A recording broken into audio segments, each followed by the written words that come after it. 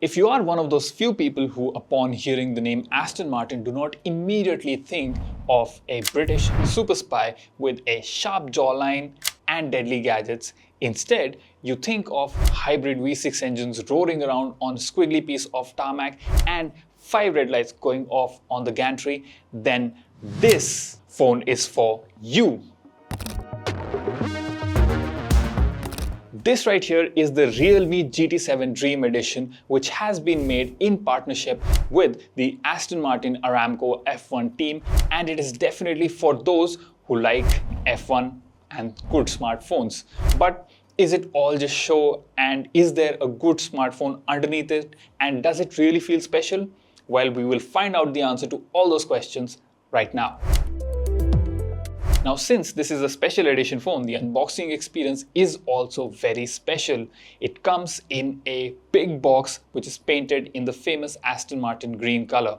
Open the box and you'll see another big black box which splits in half and reveals a hardcover booklet which has the Aston Martin racing history and their collaboration with Realme as well. And it's a very nice touch.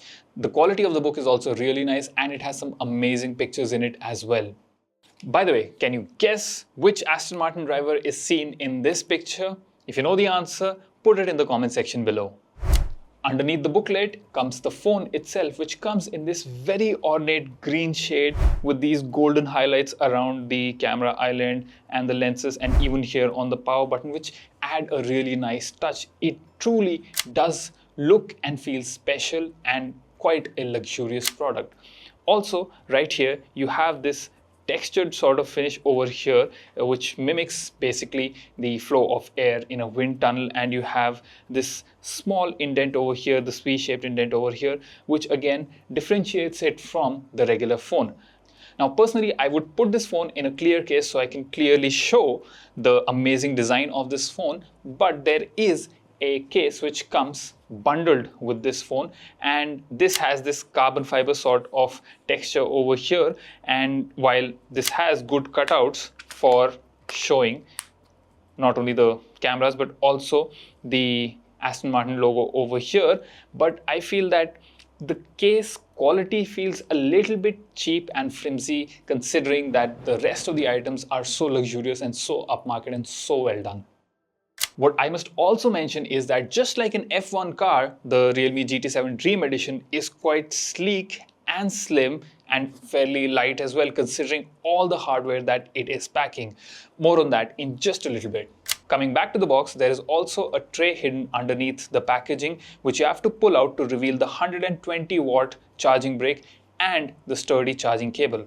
Although this is not a Type-C to Type-C cable, but I still think it's quite a good quality cable, and good to see that there is a charger in the box as well.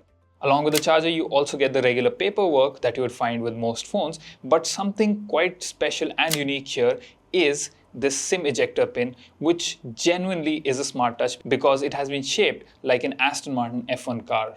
Once you fire up the phone, you will see that it is running a custom UI with Aston Martin themed wallpapers and icons. This is definitely a nice touch and makes the phone stand out from the vanilla Android experience that we are used to seeing in most phones. Underneath it all is Android 15, and Realme has promised 4 major updates, which is good to see. At the front of the phone is a 6.78-inch LTPO display, and this AMOLED unit is quite good. It has good color reproduction, good contrast, but I still would not say that it is the best display in the business. It's slightly falling short of that, but still quite a good experience overall. And this is a 120 Hz unit, so the UI experience is very smooth, feels very nice. In terms of protection, you get IP69, and this has a Corning Gorilla Glass 7i in it, so that's pretty decent overall.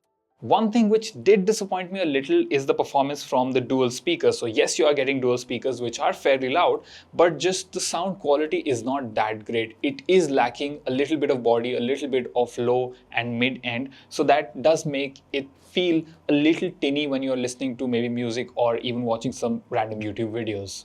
And now coming to the cameras. So at the back, you will see that you have two 50 megapixel cameras. One is the main sensor and the other is a 2x telephoto. You also get the option to digitally zoom to 5x, and the results from that are pretty decent. I'll talk about all the photos in detail a little bit later. Then you also have an 8 megapixel ultra wide, and at the front you have a 32 megapixel unit over here for your selfies and front facing videos.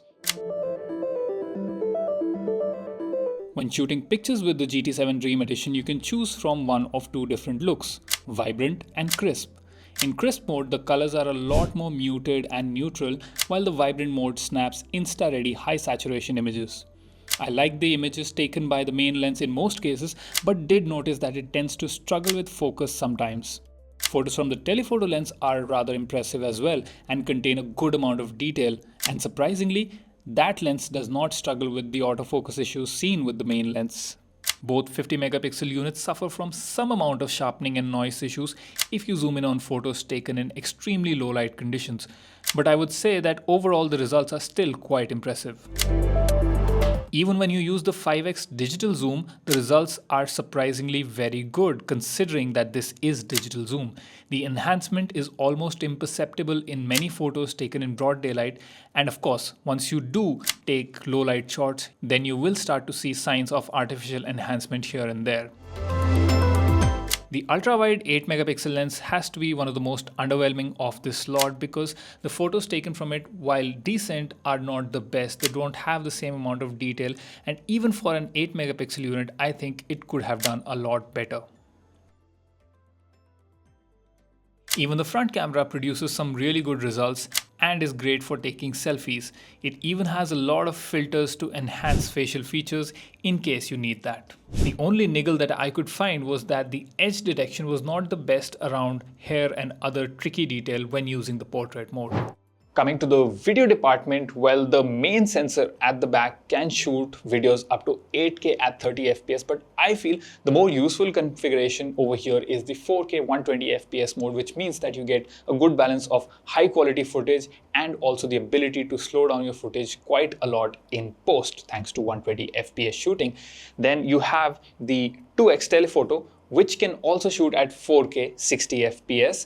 And then we have the 8 megapixel ultra wide, which again disappoints because not only can it only shoot at 1080p and 720p, but the frame rate is also limited to just 30 FPS. The GT7 Dream Edition is powered by the MediaTek Dimensity 9400E chipset, just like the regular GT7. And in here you also get the GT mode, which enhances performance, especially if you're gaming, you would really want that mode to be on. But in terms of performance, we ran the usual suite of benchmarks like Geekbench, Antutu, 3D Mark, and the results for all those you can see on your screen right now. But the main question is, how does this phone fare in real world usage? Well, the simple answer is that it is blazing fast. It has no trouble taking on everyday tasks. The UI had basically no lag, and it just blew me out of the water with the performance that it was showing even while playing intensive games like Battlegrounds or Asphalt or Real Racing and even Genshin Impact. So in terms of performance, this is quite a powerhouse. What is even more commendable is the fact that even after, say, 20 to 30 minutes of gaming, the phone did not get uncomfortably hot. Compared to some other phones that I have used, some flagship ones as well, this one tends to remain cooler for a longer period, which is great because one, it makes your experience that much more comfortable, and also it means that throttling will not be too much of a problem with this phone. So kudos to the engineers at Realme for engineering a phone that actually remains cool for quite a long time. And as for storage, well, you get 512 gigs of internal storage, and the RAM stands at 16 GB, which is more than what you get in the standard model. So performance is not limited by RAM either. The power pack performance of the GT7 Dream Edition is paired with a large 7000 mAh battery, which will give you about 2 days of use if you are a normal user, don't do too many heavy tasks. But if you are a power user, you will still get more than a day's worth of use from this. And once you do have to charge, then the aforementioned 120 watt charger makes things quite easy for you.